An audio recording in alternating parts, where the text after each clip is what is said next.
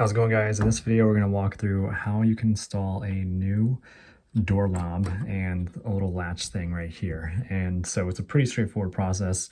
Hopefully you've got a pretty standard doorknob that looks like this.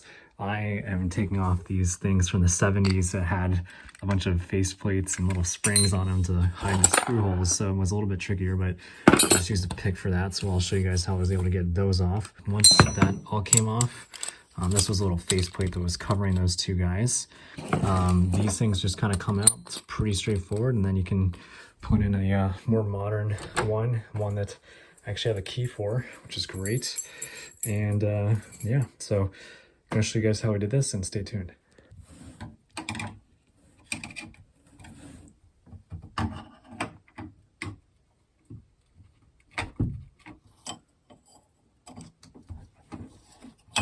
On these doorknobs, because they're really weird, they've got these little push things, and I pushed it in with this little pick, and it let me pop this thing out so I can get a little bit more access in here.